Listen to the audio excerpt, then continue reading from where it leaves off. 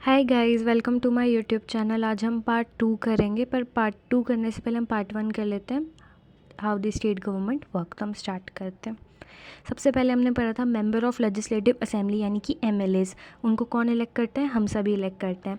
फिर हर स्टेट में इंडिया की लेजिस्लेटिव असेंबली है, और जो जितनी भी स्टेट्स हैं वो डिवाइडेड हैं डिफरेंट डिफरेंट एरिया, या हम कह सकते हैं कॉन्स्टिट्यूंसीज़ में।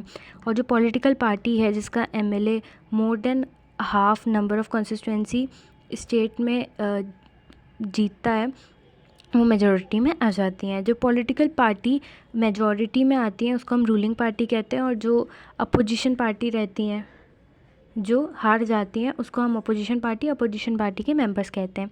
जो एमएलएज रहते हैं बिलोंग कर रहे होते हैं जिस रूलिंग पार्टी से, वो इलेक्ट करते हैं अपने लीडर को, जो चीफ मिनिस्टर बनता है। फिर जो चीफ मिनिस्टर रहता है वो सिलेक्ट करता है एमएलए को एज अ मिनिस्टर। फिर जो गवर्नर रहता है स्टेट का, वो अपॉइंट करता है चीफ मिनिस्टर को और अदर मिनिस्टर्स को।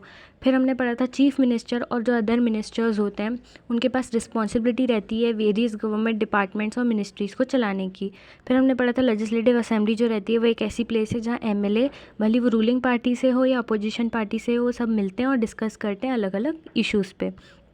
फिर कुछ एमएलएज ड्यूल रिस्पॉन्सिबिलिटीज़ निभाते हैं एज एमएलए भी और एज अ मिनिस्टर भी।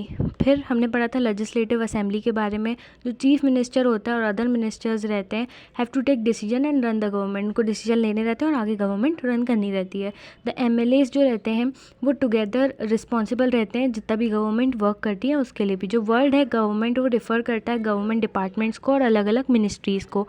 ओवरऑल जो हेड है वो चीफ मिनिस्टर है। इसको हम एग्जीक्यूटिव पार्ट कहते हैं गवर्नमेंट का।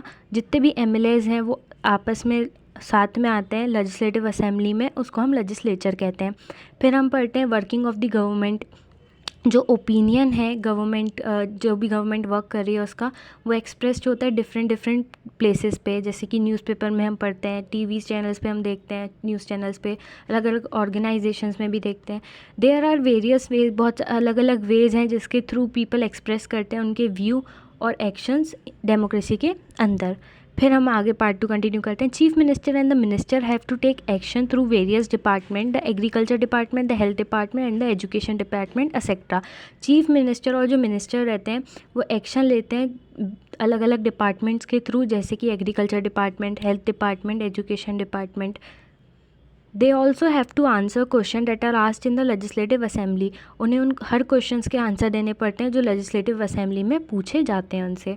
फिर हम पढ़ते हैं newspaper and the media also are discuss the concern issue and ask the question and the government has to respond. Newspaper और मीडिया जो भी क्वेश्चन पूछती है गवर्नमेंट से, उन्हें उन सब चीज़ों के आंसर देने पड़ते हैं जिस भी इशू पे वो पूछ रहे होते हैं।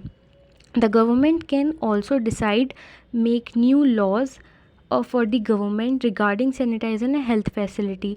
जो गवर्नमेंट होती है वो ऑल्सो डिसाइड करती है न्यू लॉ जो बनाने होते हैं स्टेट के लिए regarding sanitisation and health facilities के लिए। और वो it ensure that a health worker is appointed in every village. और ये इंश्योर भी करती है जो हेल्थ वर्कर है वो अपॉइंट हो हर एक विलेज में। This act of making laws on certain issue is done in the legislative assembly of each state. ये जो लॉज बनाने का जो प्रोसेस होता है और जो सर्टेन इशू रहते हैं वो लेजिस्लेटिव असेंबली में हर एक स्टेट की बनाए जाते हैं। Laws for the entire country are made in parliament. पूरी कंट्री के लिए जो लॉज बनते हैं वो पार्लियामेंट के अंदर बनाए जाते हैं। हमारा चैप्टर यहीं कंप्लीट होता है। हमने पार्ट 1 रिकैप भी कर लिया और पार्ट 2 ख़त्म भी कर लिया। Thank you. अगर आपको वीडियो अच्छी लगी हो तो like comment and subscribe my channel.